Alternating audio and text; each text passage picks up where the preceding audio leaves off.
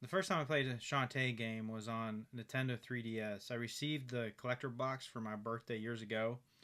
Before that, I had never heard of the game, but it has since become one of my favorite game series to play. This installment was an unfinished Game Boy Advance title that's been literally resurrected more than 20 years later through collaboration with Limited Run Games and Way Forward. This is a collaboration that's proved fatal to my gaming budget, as I've bought all of the all of the releases Limited Run did for this Shantae game, which included the gold cartridge, the basic GBA game, and then the newly released Switch version, which I actually bought accidentally, not even realizing that it was the same game as the GBA cartridge that Limited Run had released earlier in the year.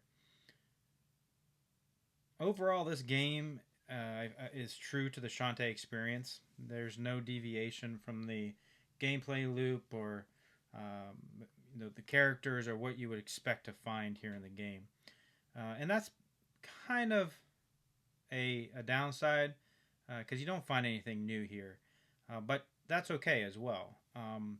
As we've seen with other franchises like Metroid, sometimes more of the same thing, especially when it's a good thing, is just what you need in a game. So I've thoroughly enjoyed the Shantae Advanced Receiver Revolution game, and I do recommend it to others, particularly if you're a collector of the series. I think it's probably a a vital game for a collector to own in order to complete their collection. So what does this game do well? First, the pixel art in this game is wonderful, and that's really true for the entire Shantae series. Regardless of the platform you're playing it on, they really do a great job of making a vibrant and interesting world. The colors, the palette, the sprite work is always interesting. It's always exciting to see it. It's gorgeous. Um, Music isn't really something you take away from Shantae, but the music isn't bad. It's it's a good soundtrack. It's a fun soundtrack. It's just not memorable. The second thing that Shantae does well is the transformations of the character. So Shantae herself uses the transformations to traverse through the world, and you need those transformations to complete the game. So the transformations are actually really meaningful or vital in the game because you have to have them in order to get through it, and they're interesting. So the crab, you're right, goes underwater. The monkey allows you to climb different rocks and terrain. Um, I've always found that an interesting aspect. For those who go back to NES um, and seen it brought I've seen it remade for Switch as well. But the Wonder Boy uh, and Dragon's Trap or the Monster World games, I think this I think Shantae shares a similar feel to those games. Particularly Wonder Boy, you are transforming between different characters in order to move about the world. And this is kind of similar to that. So if you enjoyed those games, you'll probably really enjoy Shantae if you haven't tried that. So the third thing this game does well is dialogue. The dialogue in the game, and I think most of Shantae's games, or all of them, have always been fun and interesting. It's lighthearted. It's not. It doesn't overextend its welcome in these games. It's more like reading through a comic book. Well, this game missed the mark in a couple areas. One area was navigation. Navigation in this game can be an issue. It doesn't have a map. So without maps or visual anchors, exploration becomes a bit repetitive. You're going to find yourself going back and forth over the same areas. You don't really need to. I found myself backtracking over the same areas repeatedly, trying to find items I've missed or thinking that I missed something and I didn't. Just trying to figure out where to go next. And so, really, if you keep in mind that you this game doesn't have a good mapping system, but the hub world does function as a central spot for direction in the game. And if you keep in mind that if you're feeling lost and you go back to that hub world, make sure you're talking to the characters in the hub world. You will probably be led to the next thing that you need to do in the game rather easily.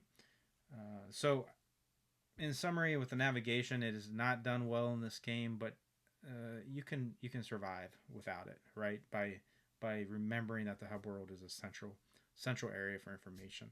The other thing that I really don't like about this game, and I don't understand why they didn't improve it before it was released, but there's a kind of a button mapping issue. So I repeatedly there's the other thing I didn't like about this game. I don't understand why they did not take the time to fix this before releasing it. Is the button mapping, specifically when you get items like a potion, a health potion, or a magic potion, it automatically maps to one of the key buttons on your controller. And if you hit that button, regardless of whether you're in a boss battle or you're moving about a dungeon or whatever, if you hit that button, you will consume that potion, and there's no way to stop that.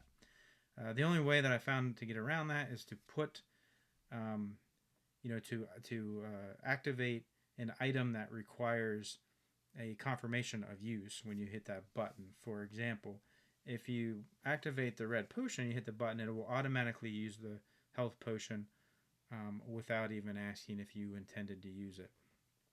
If you map it to an item that allows you to exit the area, it will ask you, if you hit the button by accident, it will ask you if you are sure that you want to exit the area at that time. And so it gives you an opportunity to cancel that action. That has been a little bit aggravative to me in during gameplay, and has actually caused me to stop playing the game because I get tired of having to go back and mine for more gold to go get red potions so that I can traverse through an area without dying. And so that's something I'd like to see fixed.